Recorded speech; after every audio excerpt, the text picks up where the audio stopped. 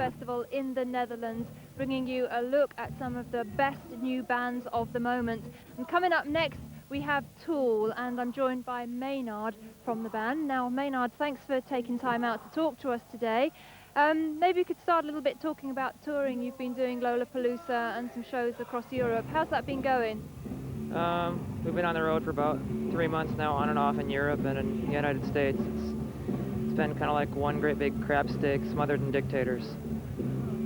Hold the mail. I saw you playing today, and certainly for you, I would imagine that playing live gigs, it's like an emotionally draining experience. You're so into it. Are you just like really concentrating 100%? I can only really do one thing at a time, so that's why I look so intense and concentrating. So I can't really chew gum and walk at the same time. So. No, but how do you feel when you come off stage? Are you just like emotionally drained, or do you feel kind of, is it like therapy? Sure. Therapy. Okay. Can we go back a little bit to the earlier days of the band, because you formed in Los Angeles in the late 80s when that whole glam thing was happening. Was it like an antithesis to that whole scene? Actually, we formed right around in 90 sometime, I think. Late 89, 90. And we didn't really have much to do with the glam scene at all. We hadn't really planned on getting a record deal. We just wanted to kind of play around in clubs and kind of get some frustrations out and continue doing what menial jobs we had. And it just kind of took out from underneath us. And here we are. Okay. Now, I don't think it's been very well documented, but when you first got the band together, there was a particular book that inspired you about the study of human pain. Could you tell us a little bit about that? It's a book written in late 40s by a guy named Ronald P. Vincent, and the best active explanation I could give is just what you hear on the records. You know, that's kind of like an example, you know, a practical application of those kind of principles. We're actually going to release the book, and we were in the process of releasing it when a family member showed up and gave us a cease and desist letter, because we didn't think there was a copyright holder anymore. We thought that he had no family left, and we couldn't find a copyright. And we're going through litigation now to actually prove that this person is in fact family. And if in case she's not, then we can just release the book. And if she is, we need to buy her out, because I don't think she has any cash at all to really put the book out, and I think it really needs to be out there. And do you think that if people read the book that it will give them a better understanding of the record? No, not necessarily. It's a completely separate thing. It's not really a motivation. It's more just of a catalyst. You know, it's not like we're some kind of religious freaks running around trying to promote a religion. It's just something that kind of was inspiring, like reading a really good book or watching a good movie, or you know. Because I believe it was very controversial at the time, and I guess it still is. Not necessarily. I mean, it was controversial in its time for a while, but it's not that well written. It's got a lot of really good, important points to it, but he had no money behind him, and it's not about the gathering of people and the giving up of your free will. So churches couldn't capitalize on it. Okay, well, we're going to go into the video for Sober from your new album Undertow, and I believe there's a bit of a connection with Green Jelly here, that the video was made by the same person that made their video. Is that right? Kind of, yeah. Adam, our guitar player, and Fred Sturr, who did the Three Little Pigs video, collaborated on the Sober video. Okay. Well, let's see that video for Sober, and then we'll talk to Maynard a little bit more right after we've seen the clip.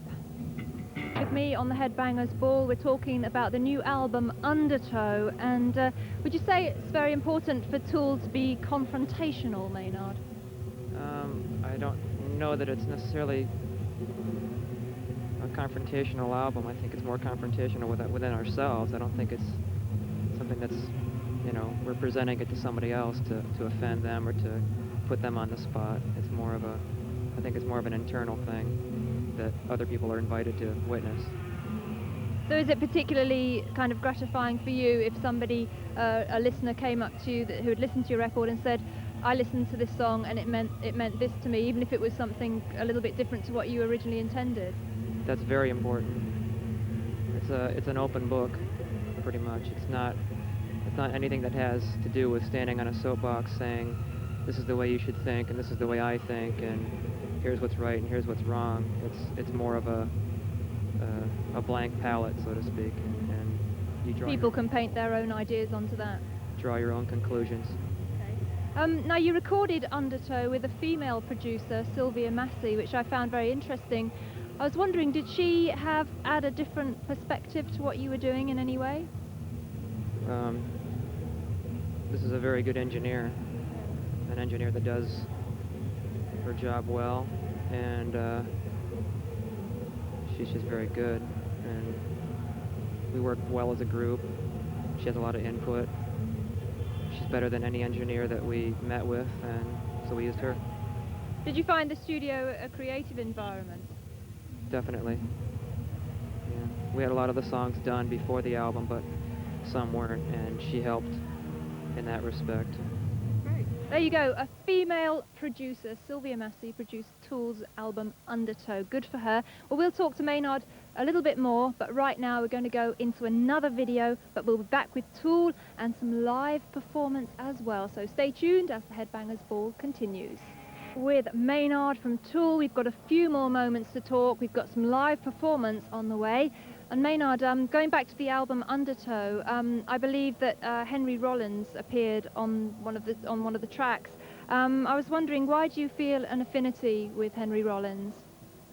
We did a little bit of touring with him, but the main reason he appeared on the album is because we had a gambling debt that he owed us, so we took it out in time on vinyl. Is that the truth? Sure.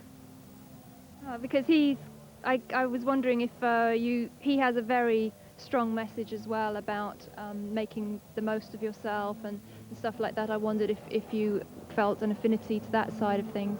Well, that's initially how we ended up getting to tour with him, because it's similar attitudes, but what actually happened was we were at a place called the Anaconda in Santa Barbara and doing some, poker, and he kept bluffing on bad hands, and we of course kept calling him, and he got into about $3,000 in debt with us, and rather than having him sign over an IOU, we had him go ahead and just sing on the record.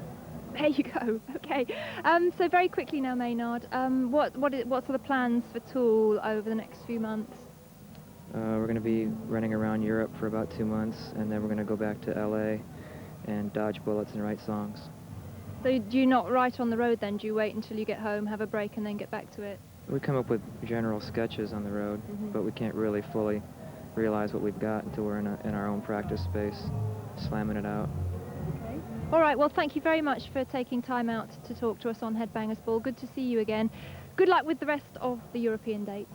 And we're going to see a little bit of Tool live right now. Then we'll go into a break and we'll be back with Stone Temple Pilots. But let's take a look at Tool rocking out right here at the Paradise Festival in the Netherlands.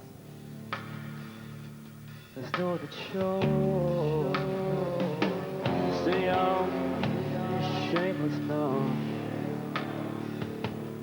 nameless no, nothing no, no one knows. My soul must be iron, your fear is naked.